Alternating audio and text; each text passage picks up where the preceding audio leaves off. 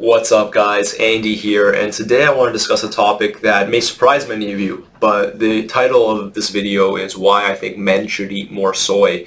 And if you've been engaged in, Google searches and getting advice from your friends, again, this theme might surprise you, but I want to explain for a variety of reasons why I think that omitting soy is probably one of the worst things you could do for your health in the long term, whereas the common consensus is that including soy is one of the worst things you can do for your health as a man. So let me explain where I'm coming from this perspective. And first, let me tell you a bit about myself, okay? So I didn't touch any soy-based foods until my late 20s, okay? Just wasn't into it. I actually could care less about the purported hormone effects. That wasn't my issue. I was probably a pickier eater growing up, and I'm not now, but I was back then. And so, I only had tofu because I was at a restaurant and I wanted extra protein. And by the way, soy-based foods are an exceptional source of protein, by the way. So I wanted some extra protein, and tofu was the cheapest thing and very economical, very environmentally friendly. So that's certainly a point of interest. Not that you have to care about that stuff, but why not? It's a nice benefit. Anyway, that's how I was first exposed to tofu, and I was like blown away by how much I liked it. And I started to incorporate it more. And for most of my life, I've been an omnivore. More recently, I'm about 95% pescatarian. So tofu, edamame, soy milk, those are my main avenues for accessing soy-based foods. Of course, there's also tempeh, and there's a variety of other sources. There are also vegan meat alternative products that are often made from tofu or soy protein. So that's all good. Anyway, that's the capacity in which I use soy right now. Edamame if I'm at a restaurant, often tofu at home as a protein source, and then soy milk as a milk source. And so why is it that I think that's so important for men's health? Well, there's a few things we have to consider here, okay? First of all, the most prescribed medications for men are for lowering cholesterol and lowering blood pressure, okay? Soy-based foods have characteristics which actually help to keep blood pressure and cholesterol down, right? So if you compare tofu having these unique characteristics to, let's say, chicken, and there's nothing wrong with eating chicken, there's nothing wrong with eating beef, you're going to do your thing, it's all good. That's not what I'm here to. I'm not here to persuade you to omit meat. That's not the point, right? But soy-based foods have a lot of unique antioxidant compounds, okay? They're very high in magnesium, in zinc, lots of good stuff like that. There's something about soy and soy protein that actually lowers cholesterol, right? There's a lot of studies on this particular subject matter, okay? So if in the medium to long term, part of your dietary strategy is to minimize risk of high cholesterol and high blood pressure, including soy, of course, is not the only means to do so, but it's a very valuable means to do so because of the unique characteristics that soy-based foods have over their other protein counterparts, okay? That's one thing to consider. Now, of course, the biggest sticking point that stops many guys from eating soy is that they've heard that, it reduces their testosterone levels or increases their estrogen levels. Now, what I've done is I put a link in the description to my article on this topic, but essentially, this claim is just not true. There's just nothing else to say, right? All the human evidence points to the fact that, eating some soy, obviously, not obviously, but as dictated by the evidence, does not have a meaningful impact on your hormone levels, okay? So how should you look at soy-based foods? As a way to diversify your protein intake.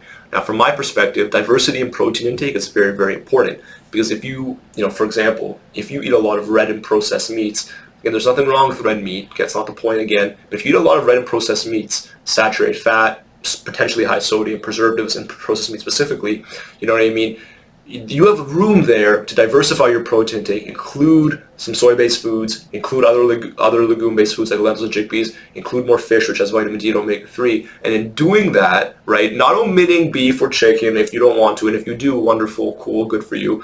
But in doing that, you increase your protein diversity and you access all sorts of different nutrients because there are a lot of very healthful compounds, polyphenol compounds in soy that just are not found in traditional protein sources, right? Conversely, there are certain things found in meat, not found in soy. Heme iron, which is a more absorbable form of iron, being one of them. Fair enough, yes, okay?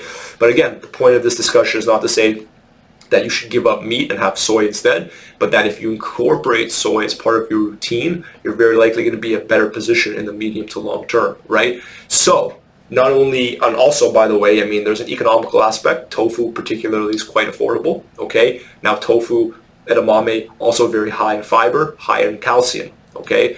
Fiber and calcium, not really found in, let's say, a chicken breast, are also playing a role in reducing risk of colorectal cancer. So I can't say that soy prevents colorectal cancer. I can't make that claim, but it certainly has some of the dietary constituents which are shown to reduce risk. Now that's very relevant, okay, because colorectal cancer is very common and very fatal in men, right? So you can see, like, you know, if you think a little bit beyond just the short term, and again, that soy does give you that protein, that iron, that, you know, other meat products do, even if the form of iron is slightly different, and that's another story for another day.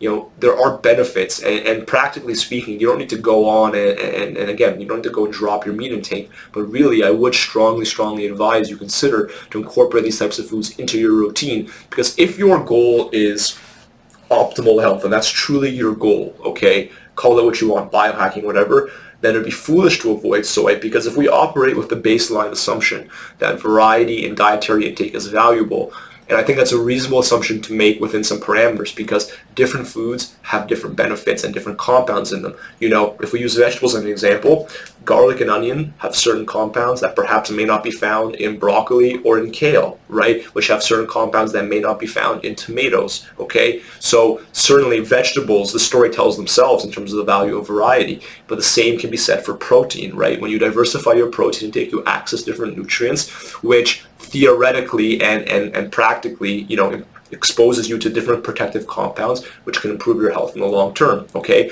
Let's even using nuts and seeds as an example, okay?